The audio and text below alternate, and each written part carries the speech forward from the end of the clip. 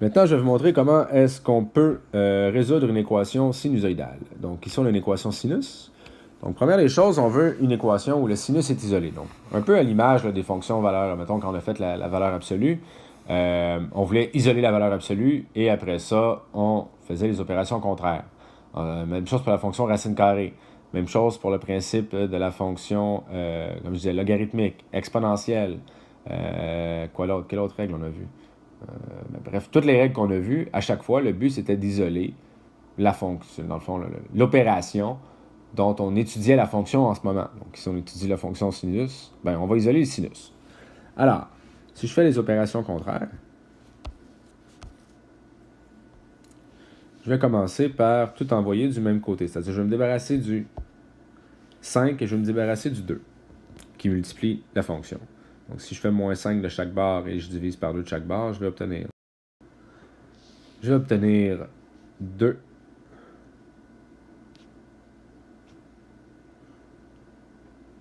sinus de 3x moins pi sur 4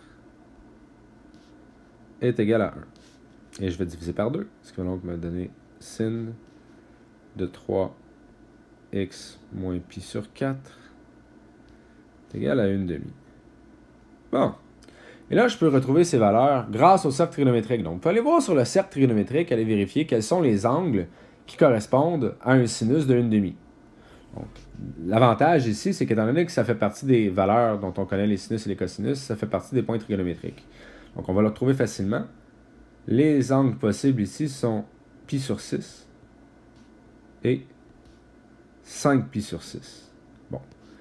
Évidemment, ça, c'est la première méthode de le faire. La deuxième, c'est d'utiliser sa calculatrice. Sa calculatrice aussi va être capable. Donc, si vous faites sinus moins 1 de 1 demi, vous allez obtenir une seule réponse. Vous allez obtenir pi sur 6. Mais pour être capable de trouver la deuxième, lorsque vous êtes face à un sinus, vous faites tout simplement pi moins la réponse. Donc, pi moins pi sur 6, qui donne 5 pi sur 6.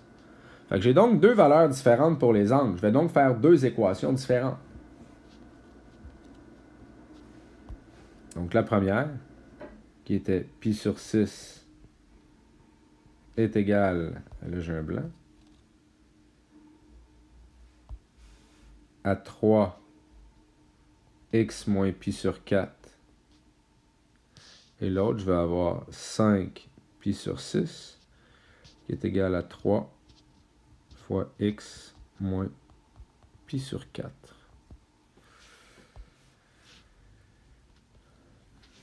Bon, là ici, on peut ajouter 2 pi n et le manipuler, mais j'ai réalisé par la suite que c'est peut-être plus simple d'ajouter la période à la fin uniquement. Je pense que vous avez plus de facile à comprendre ça. Donc, cette partie-là, on peut l'oublier. OK? Pour ceux qui l'ont bien compris en classe, vous pouvez toujours vous en servir. Ça marche quand même. Mais j'ai réalisé que ça rajoute des manipulations algébriques peut-être un petit peu inutiles, alors qu'on peut le faire plus facilement. Et je vais résoudre les deux équations. Donc, je vais commencer par résoudre la première, qui était pi sur 6 est égal à 3x moins pi sur 4. Je divise par 3, j'ai donc pi sur 18 est égal à x moins pi sur 4. Je fais plus pi sur 4 de chaque côté. Je vais donc avoir... mettons, je me rends à 36, ça fait 2. Je fais fois 9. 9, 2, ça fait 11. Pi sur 36, je crois. J'ai été un peu vite. Je fais fois 2, 2 pi. J'ai fait fois 9, ça fait 9 pi. 2 plus 1, ouais, ça marche. Donc, j'ai que x est égal à 11 pi sur 36. Et si je fais de l'autre côté la même chose, c'est égal à 3x moins pi sur 4. Je vais donc avoir 5 pi sur 18 est égal à 3. Non, il n'y a pas le 3, je l'ai déjà enlevé. Donc, est égal à x moins pi sur 4. Si je fais plus pi sur 4 de chaque côté, j'obtiens 19 pi sur 36. Et c'est égal à x. J'ai donc mes deux réponses. Donc, je sais que x est égal à l'ensemble 11 pi sur 36 plus... Et là, j'ajoute la période. Je crois que je ne l'avais pas calculé tout à l'heure. Donc, pour calculer la période, je vais aller faire le petit calcul ici. Donc la période est égale à 2pi divisé par b. Donc ici, c'est 2pi sur 3. Donc plus 2pi sur 3n.